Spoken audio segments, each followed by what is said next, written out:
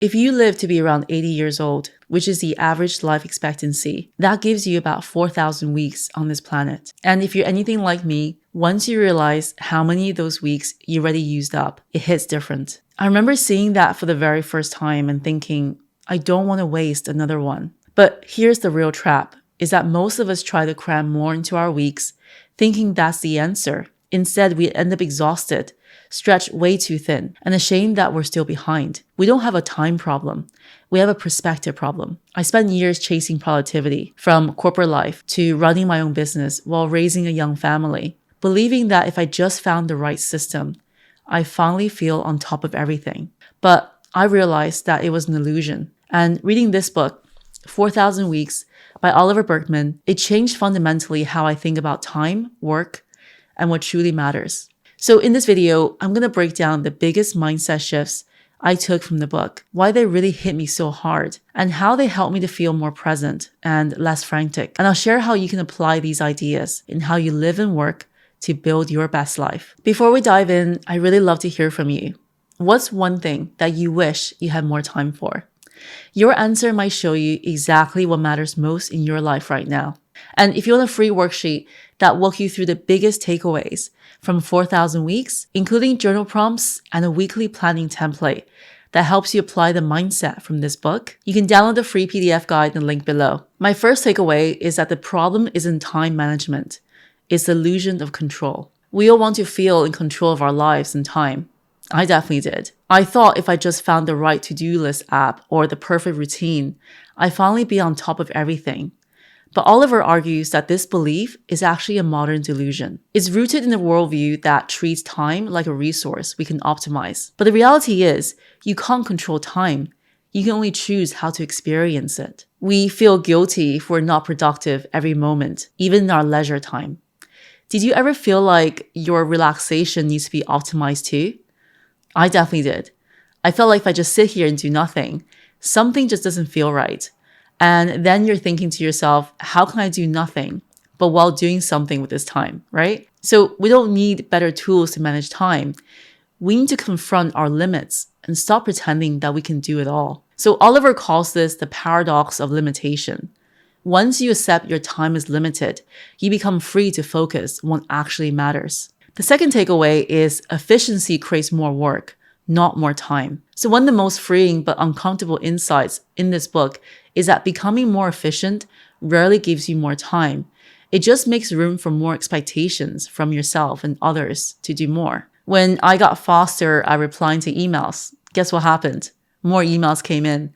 When I learned how to create content on this channel quicker, I raised the bar on how many I should produce more of. And Oliver says that this is a trap.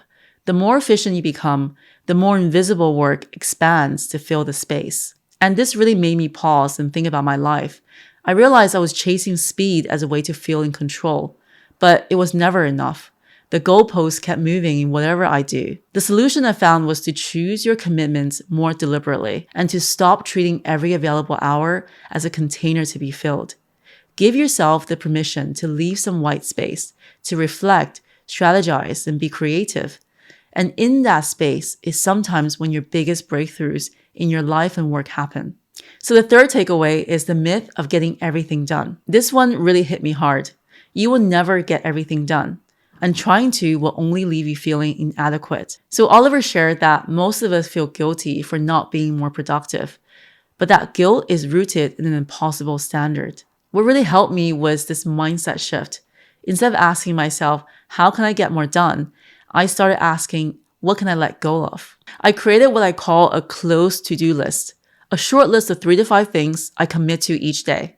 Everything else is a distraction unless it's essential. Because the truth I realized is that you can either do a few things well or 1,000 things poorly. And the fourth takeaway is distraction is a way to avoid what matters most. So this is another gem that I got from the book. We don't just get distracted because our phones buzz or because Instagram is too tempting. We distract ourselves to avoid the discomfort of doing the things that really matter. So when I sat down to brainstorm my content calendar for the next 3 months, or when I need to tackle a really big keynote talk, I notice how often I suddenly feel the urge to check my inbox or rearrange my desk or scroll through my phone one more time. And Oliver explained this perfectly. Meaningful work, they confront you with this uncertainty that you might fail, that you might not be good enough.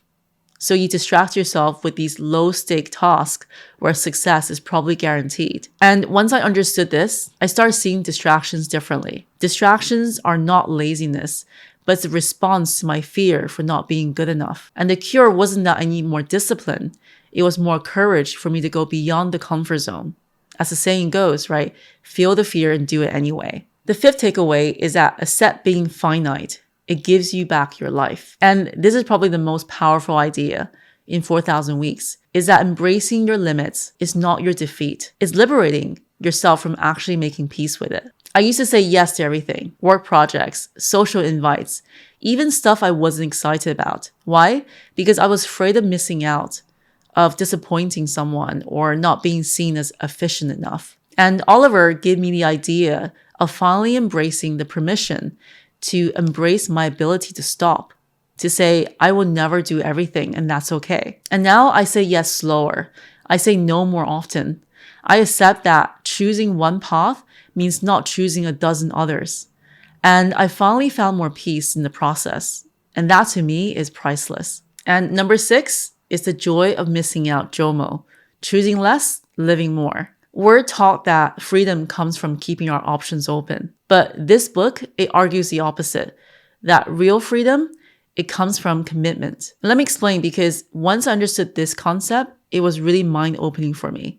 Because this idea, it felt really radical to me. For years, I kept my calendar loose, thinking that would make me feel spacious and free. But I ended up filling that time with things that didn't matter. So now I pre-commit my time to do fewer things. I build in time for purposeless and leisure activities I enjoy, like reading, walking outside while I let my mind wander, go to a class to learn something new, or just resting, not because they make me more productive, but because they make me feel alive. And Oliver says that we have to reclaim the present moment, and it's in your control. Stop using now as a stepping stone for later. There is no later. Start living in it right now, because yesterday is in the past. And tomorrow isn't guaranteed. All you really have is now. And number 7 is that you don't need to change the world to live a meaningful life. This one kind of brought tears to my eyes. We all feel the pressure to make our lives count in some grand way, build a legacy, change the world. That's all amazing. And there's nothing wrong with that. But Oliver argues that our desire for this cosmic significance is usually a way to avoid the vulnerability of showing up in our everyday lives. Sometimes it's mundane and boring daily routines. Maybe your life matters not because of what you achieve, but how you show up for the people that you love. Not because of your goals, but the fact that you're present right now. And whether that's the boring everyday tasks like sending off packages, paying your bills, cooking a family meal, picking up your kids from school, doing household chores, or doing admin errands. Or maybe you're finally painted that garden fence after staring at it for weeks because it mattered to you, or that you were there for your kids' football practice to watch them win, or share a nice meal with your friends that you haven't seen for years. And since I've been reading this, I've stopped chasing big milestones for validation. Instead, I measure my days by moments. Did I laugh with my kids? Did I make some memories from my life?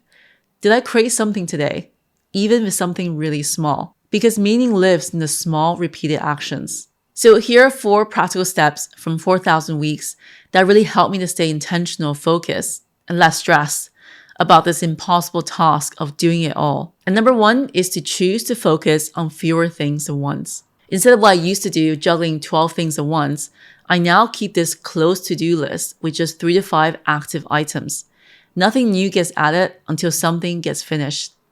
It sounds really simple, but it forces me to prioritize, and it keeps you from scattering your attention everywhere. Whenever a new idea comes to me that I know is going to be adding more things to my plate, before I even add it to my growing list, I ask myself this one question: what is it for? And this helps me to choose what to add to my list based on relevance rather than just another shiny object that I think I need to do. Number 2 is choosing what to fail at. Not everything deserves your best effort. And Oliver, he encouraged people in the book to choose what we're willing to do poorly, like replying late to emails or having a messy house, so we can succeed at what matters most. And again, what you choose might be very different to what I choose because our lives are so different. It's teaching me to become a better procrastinator on the wrong things, which are not important to me right now. It's not easy for me to choose letting things pile up and being bad at certain things deliberately, like my WhatsApp of unread messages that's giving me anxiety. But this gives me permission to stop obsessing over having 0 unreads in my inbox and start focusing on my most meaningful work. Number 3 is to reconnect through rest. We often see rest as recovery to perform better later. But what if rest is valuable on its own? I struggle with this still, but I try to protect time for walks, journaling, or just listening to music, not because they lead to productivity, but because they reconnect me with the present. Learning to enjoy rest rather than seeing it as a means to hit it harder on my work next time. Oliver says this really interesting quote in his book, but the truth is that spending at least some of your leisure time wastefully, focus solely on the pleasure of the experience, is the only way not to waste it. Number 4 is to pay yourself first in time. I absolutely resonated with this, and let me know if you do too. We usually give the best hours of our day to other people's agendas, meetings, errands, obligations. But Oliver suggests flipping this. Start your day with something that matters to you. And of course, that looks different for anyone who's watching this because your priorities be different to mine. I have this first 15 ritual. So 3 minutes of journaling, 5 minutes of reading a book on my list, and 7 minutes of breathing and planning my top priorities. And that's it, 15 minutes. It changes everything because how you start sets the tone for everything that follows. Whether it's writing, reading, creating, you get to invest in your priorities and yourself before the whole world takes over. 4,000 weeks didn't give me a new productivity system. It gave me something more important than that, the permission to stop chasing, to stop optimizing every minute, to let go of the fantasy and illusion of having it all together. It reminded me that time is not a problem to be solved. It's the very fabric of our lives, and we only get so much of it. So remember to use your time well, not by doing more, but by being more present with the rest of your 4,000 weeks. If you enjoyed this video, let me know in the comments. What's the one thing that you could stop trying to optimize and start enjoying more of? You might also enjoy this video about my deep dive into why life is short and how we can all spend the time wisely. If you want more videos like this, hit subscribe. I make videos to help you build a life that feels meaningfully productive, a better version of yourself, and making the most of every moment. Thanks for watching and see you in the next video.